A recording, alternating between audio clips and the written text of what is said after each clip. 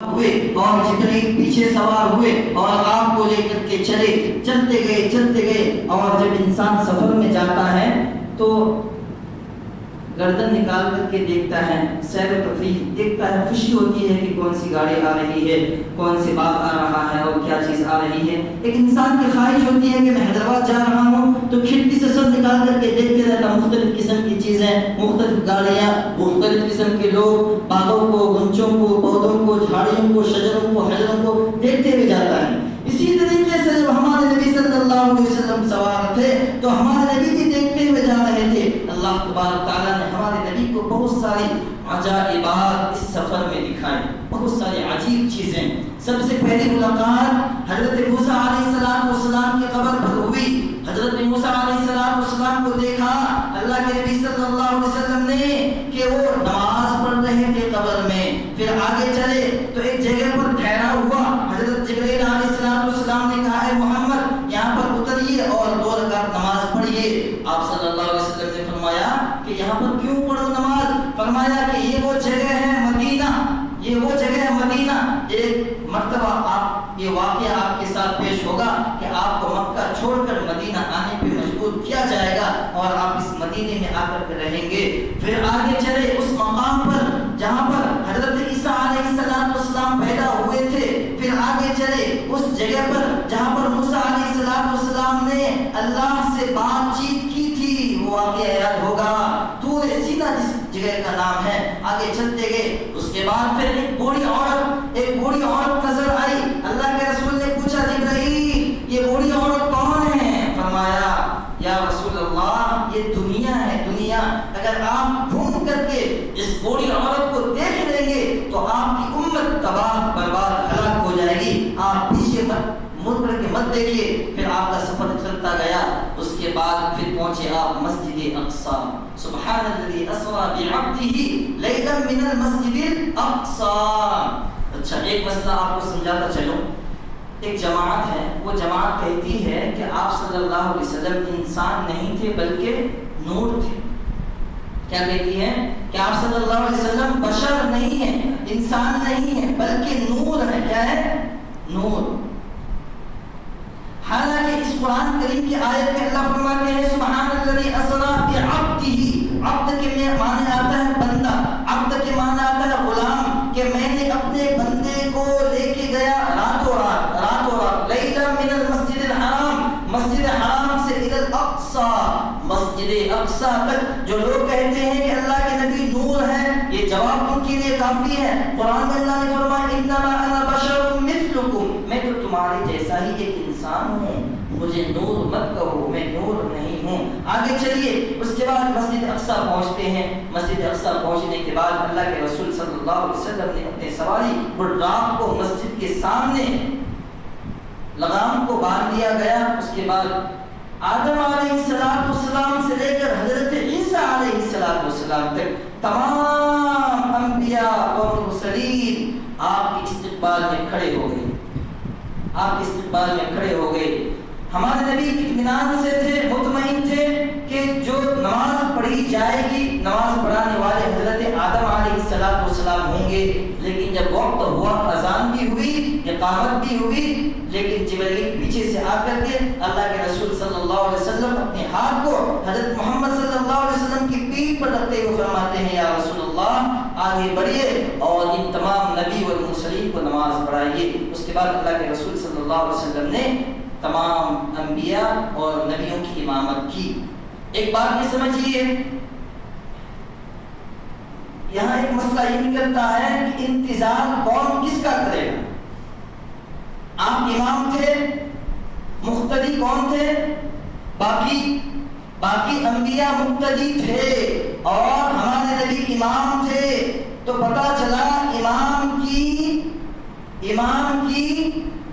امام کی استقبال اور امام کا انتظار مقتدی کریں گے، نہ کہ امام مقتدیوں کا امام۔ نہیں بات سمجھ میں؟ جو لوگ کہتے ہیں کہ امام صاحب کو پہلے آنا چاہیے، 5 منٹ پہلے 10 منٹ پہلے امام صاحب دیکھنے چاہیے، یہاں سے ہمیں شہادت ملتی ہے کہ اللہ کے رسول کب آئے؟ اس وقت آئے جب مسجد اقصیٰ میں 1,24,000 انبیاء موجود تھے، مقتدی ہونے کی حالت میں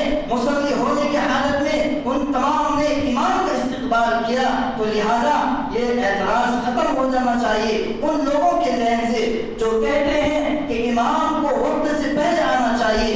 امام کا کام وقت پہ آنے کا ہے، وقت سے پہلے نہیں ہے۔ آگے چلتے ہیں، کس کی امامت کرائی؟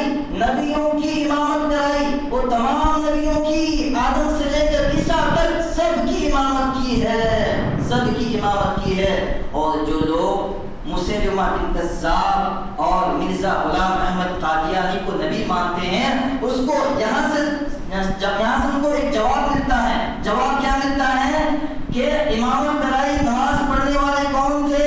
وہ 1,24,000 مقتدی تھے، امام ہمارے نبی تھے۔ تو جس کو تم امام مانتے ہو، مرزا غلام احمد قادیانی کو نبی مانتے ہو، دکھاؤ کیا وہاں پر موجود تھے؟ نہیں دکھا سکتے، نہیں دکھا سکتے۔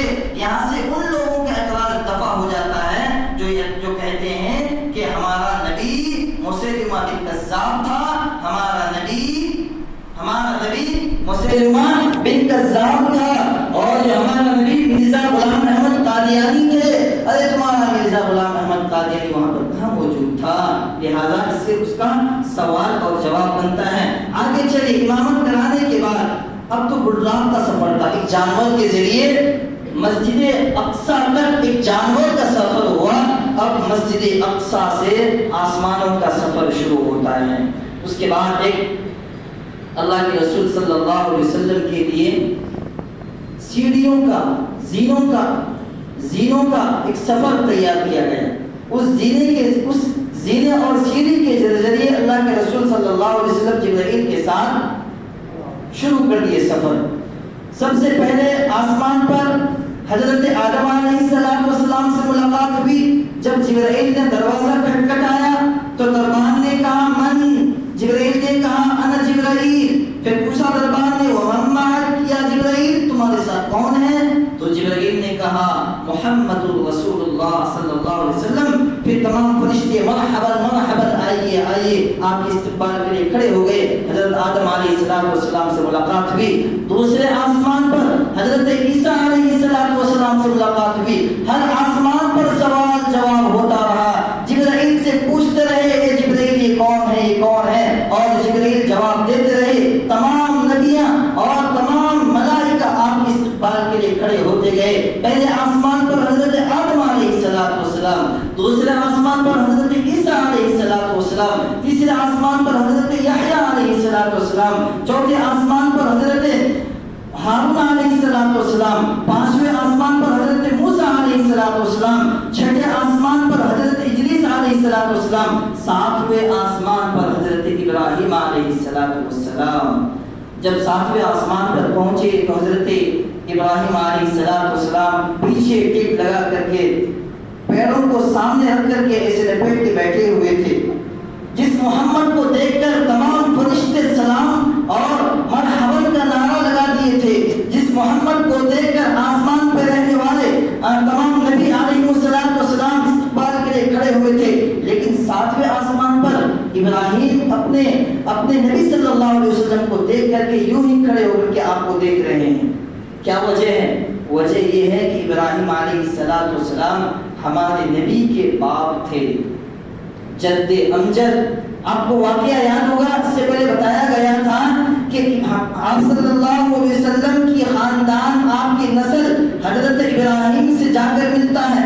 حضرت ابراہیم علیہ السلام جب بیت اللہ کی تعمیر کر رہے تھے، تعمیر کرنے کے بعد اللہ نے پوچھا اے ابراہیم تم اس تعمیر کے بدلے میں کیا لینا چاہتے ہو، تمہارا معاوضہ کیا ہونا چاہیے؟ حضرت ابراہیم نے کہا تھا اے اللہ مجھے کچھ نہیں چاہیے، بس مجھے اتنا چاہیے کہ میری خاندان سے، میری اولاد سے محمد صلی اللہ علیہ وسلم کو پیدا کر دینا۔ یہ دعا مانگی تھی ابراہیم علیہ السلام نے۔ اس دعا کی بدولت اللہ تبارک تعالیٰ نے آپ صلی اللہ علیہ وسلم کو ابراہیم کے خاندان یعنی آپ کے بیٹے اسماعیل اور اسماعیل کے بعد خاندان میں آنے والا شخص اور شخصیت آپ صلی اللہ علیہ وسلم کی ذات گرامی ہے۔ تو اس لحاظ سے حضرت ابراہیم کیا بن گئے؟ باپ بن گئے۔ محمد صلی اللہ علیہ وسلم کے خاندانی اعتبار سے ابراہیم بڑے ہو گئے، نبوت کے اعتبار سے، مقام کے اعتبار سے، رتبے کے اعتبار ابراہیم بڑے ہو گئے، لہٰذا بیٹا آئے تو باپ کھڑا نہیں ہوتا، باپ آئے تو بیٹے کو کھڑا ہونا پڑتا۔ یہاں پر ادب سکھایا گیا ہے، اخلاق سکھایا گیا ہے، کردار کو بہترین انداز میں پیش کرنے کا ایک نمونہ بتایا گیا ہے کہ اگر باپ آ جائے تو فوراً اپنی جگہ سے کھڑے ہو جائیں باپ کے استقبال کے لیے۔ یہ ایک ادب ہے میرے دوستو۔ تو حضرت ابراہیم علیہ السلام سے بات چیت ہوئی، اس کے بعد ایک جگہ آتا ہے ساتوں آسمانوں کے اوپر، سدرۃ المنتہا۔ سدرہ کہتے ہیں درخت کو، منتہا کہتے ہیں انتہا، ختم ہونے کی چیز، یعنی دنیا سے انسانوں کے جو اعمال جاتے ہیں وہ سدرۃ المنتہا تک ختم ہو جاتے ہیں، اوپر نہیں پہنچتا۔ اسی طریقے سے سدرۃ المنتہا کے اوپر سے، آسمان سے جو اللہ کی طرف سے احکام آتے ہیں وہ انتہا منتہا ہو جاتے ہیں، سدرۃ المنتہا پہ جا کے لٹک جاتے ہیں، پھر وہاں کے فرشتے یہاں لے کے آتے ہیں، یہاں کے فرشتے وہاں لے کے جاتے ہیں، اس لیے اس کو منتہا کہا جاتا ہے۔ سدرۃ المنتہا پہنچنے کے بعد اللہ تبارک تعالیٰ نے آواز لگائی، لیکن حضرت جبرائیل علیہ السلام کی اب یہ حالت نہیں ہوئی کہ وہ آپ کو لے کر کے آگے پہنچے۔ اللہ کے رسول صلی اللہ علیہ وسلم کو کہا گیا یا رسول اللہ اب میں ایک قدم بھی آگے بڑھا نہیں سکتا، اب آپ کا سفر اکیلا، میں نہیں جا سکتا، ایک قدم بھی آگے بڑھایا تو میرے پر جل کر کے راکھ ہو جائیں گے۔ تقریباً 500 پر تھے حضرت جبرائیل علیہ السلام کے یا 5000، اگر میں ایک قدم بھی آگے بڑھایا تو میرے یہ پر جل کر راکھ ہو جائیں گے، میں ہلاک ہو جاؤں گا، اب آپ جائیے یا رسول اللہ۔ اس کے بعد اللہ کے رسول صلی اللہ علیہ وسلم آگے بڑھنے لگے اور ایک جگہ آتا ہے بیت المعمور۔ بیت المعمور یہ وہ جگہ ہے جہاں پر کئی ہزار فرشتے اس بیت المعمور میں سجدہ کر لیتے ہیں تو دوبارہ انہیں سجدہ کرنے کا موقع میسر نہیں ہوتا۔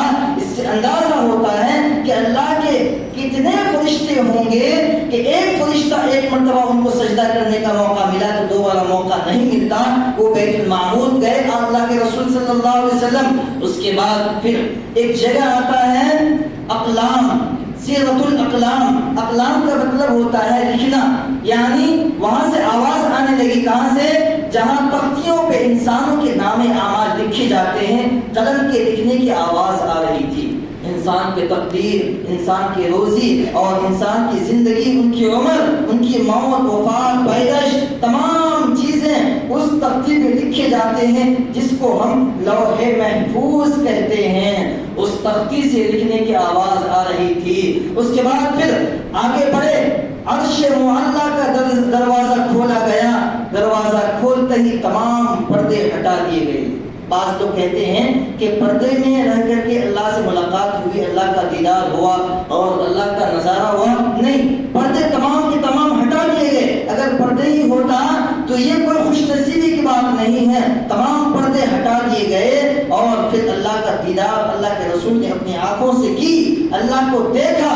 دیکھیے 1,24,000 انبیاء آئے لیکن کسی کو یہ خوش نصیبی حاصل نہیں ہوئی۔ میرے دوستو، یہ خوش نصیبی اگر کسی کو حاصل ہوئی تو اللہ کے رسول صلی اللہ علیہ وسلم کو ہوئی، ورنہ تو اللہ کے رسول صلی اللہ علیہ وسلم آپ کا دیدار تقریباً 35 مرتبہ کر چکے ہیں، لیکن 35 نہیں بلکہ 45 مرتبہ کر چکے ہیں۔ 44 مرتبہ خواب میں اللہ کو دیکھے ہیں اور 45واں مرتبہ اللہ کے رسول صلی اللہ علیہ وسلم نے آمنے سامنے رہ کر کے بات چیت کر کے ملاقات کی ہے اور پھر اللہ تبارک تعالیٰ نے آپ کو سلام بھی کہا۔ فرمایا، سب سے پہلے اللہ نے پوچھا یا رسول تم میرے لیے کیا لے کر کے آئے ہو؟ اس سے ایک سبق یہ ملتا ہے جب ہم کسی سے ملنے کے لیے جائیں، کسی رشتہ دار کے یہاں پہ جائیں، کسی دوست کے گھر جائیں تو انہیں ان کے لیے ضروری بنتا ہے کہ کچھ توشہ اور کچھ کھانے کا سامان، کچھ ہدیہ، کچھ تحفہ لے کر کے جانا چاہیے۔ یہاں پر اللہ کے رسول صلی اللہ علیہ وسلم اللہ کے لیے کیا لے کر جاتے ہیں؟ اللہ نے پوچھا میرے لیے کیا لے کر کے آئے محمد؟ اللہ کے رسول نے فرمایا التحیات للہ والصلوات والطیبات، میری نماز، میری تمام قولی عبادتیں، میری تمام فعلی عبادتیں، میرے روزے، حج، زکات سب کچھ یا اللہ تیرے لیے ہے۔ اس کے بعد اللہ نے فرمایا السلام علیکہ ایھا النبی، اے میرے محبوب تجھ پر سلامتی ہو، تجھ پر رحم ہو، کرم ہو۔ اللہ کے رسول صلی اللہ علیہ وسلم نے ایک جملہ یہاں پر کیا بیان کیا؟ السلام علینا، مجھ پر ہی نہیں یا خدا میری امت پر بھی رحم ہو۔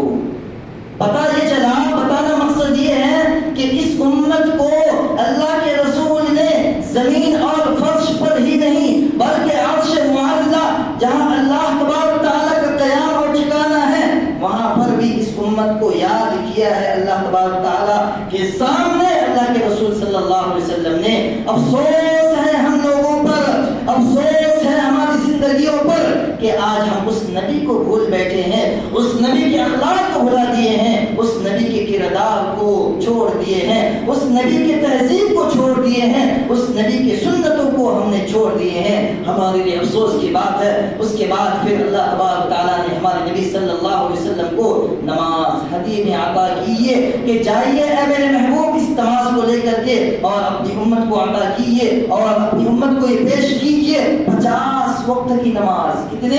50 وقت کی نماز اللہ تبارک تعالیٰ سے ملی تھی، لیکن جب آ رہے تھے تو آدم سے ملاقات ہوئی، اس کے بعد حضرت عیسیٰ علیہ السلام سے ملاقات ہوئی، موسیٰ علیہ السلام سے۔ تو موسیٰ نے پوچھا اللہ کے رسول اللہ نے آپ کو کیا دیے ہدیے میں؟ تو اللہ کے رسول نے بولا کہ مجھے 50 وقت کی نماز ملی ہے۔ حضرت موسیٰ نے کہا جائیے واپس اللہ کے پاس، یہ نماز آپ کی امت نہیں پڑھ سکے گی۔ آپ گئے 5 نمازیں کم ہوئی، آپ گئے 5 نمازیں کم ہوئی، تقریباً 9 یا 10 مرتبہ واپس گئے، صرف 5 نمازیں باقی رہ گئی۔ اللہ نے فرمایا جاؤ یہ 5 نمازیں لے کر کے، لیکن ثواب اتنا ہی رہے گا جتنا 50 نمازوں کا ثواب تھا۔ پتا چلا اگر انسان 5 نمازیں پڑھے گا تو اس کو ثواب 50 نمازوں کے برابر ثواب ملیں گے۔ یہ نماز ہمیں ملی ہے میرے دوستو۔ کہاں؟ زکات، واجبات، تمام مسائل، تمام احکامات ہمیں دیے گئے ہیں زمین پر، لیکن نماز کی اہمیت کو سمجھیے، نماز کی عظمت کو سمجھیے۔ میں ان لوگوں سے کہنا چاہوں گا جو جان بوجھ کر کے نماز چھوڑنے والے ہیں، ان ہدیے اس چیز کو، اس فضیلت والی چیز، عظمت والی چیز کو جس کو اللہ تبارک تعالیٰ نے عرش معلی پر بلا کر دیا گیا تھا۔ اس لیے میرے دوستو نماز میں کوتاہی نہ کریں، نماز میں کوتاہی نہ کریں۔ آپ صلی اللہ علیہ وسلم کو جنت بھی دکھائی گئی، جہنم بھی دکھائی گئی، سود کھانے والے بھی دکھائے گئے، حرام کھانے والے بھی دکھائے گئے۔ اللہ کے رسول پوچھتے گئے یہ کون ہے، اس کو سزائیں کیوں دی جا رہی ہے، اپنے ناخنوں کو کیوں کتر رہے ہیں، اس آدمی کے پیٹ کیوں نکلے ہوئے ہیں، ان کی آنکھیں کیوں نکلی ہوئی ہیں، یہ خون کے سمندر میں کیوں ڈوبے ہوئے ہیں؟ سب کی وجہ حضرت جبرائیل بتاتے گئے کہ یہ سود کھانے والے ہیں، یہ نماز چھوڑنے والے ہیں، یہ شراب پینے والے ہیں، وغیرہ وغیرہ۔ اس کے بعد جب پھر دوبارہ آ کر کے تمام انبیاء سے ملاقات ہوتے رہی، پھر آپ مسجد اقصی آئے، دوبارہ نماز پڑھائی تمام انبیاء علیہ السلام کو۔ اس کے بعد پھر سب سے پہلے یہ واقعہ جو بیان کیا گیا حضرت ابوبکر صدیق کو بیان کیا گیا۔ فوراً ابوبکر صدیق نے کہا صدقنا و بارکنا یا رسول اللہ، میں اس واقعے کو سچا مانتا ہوں۔ جبرائیل علیہ السلام کا سفر ہوا اور یہ واقعہ یہاں تک ہوا، باتیں بہت ساری رہ گئی، تفصیل میں نہ بتا سکا وقت کی نزاکت کو دیکھتے ہوئے۔ بس یہ معراج کا سفر 27 رجب کو ہوئی۔ اللہ کے رسول صلی اللہ علیہ وسلم اس زمین یعنی مسجد اقصی تک گئے، مسجد اقصی سے آسمان کا سفر ہوا، پھر وہاں سے سدرۃ المنتہا گئے، وہاں سے بیت المعمور گئے، وہاں سے سرایۃ الاقلام گئے، پھر وہاں سے عرش معلی تک پہنچے، پھر واپسی کا سفر ہوا۔ اللہ تعالیٰ سے دعا کریں کہ اللہ تبارک تعالیٰ جو بہترین عظمت والی چیز ہمارے نبی کو دیے گئے تھے یعنی نماز، ان نمازوں کو ہمیں اہتمام کرنے کی اور پابندی سے انجام دینے کی توفیق عطا فرمائے۔ وآخر دعوانا ان الحمد للہ رب العالمین۔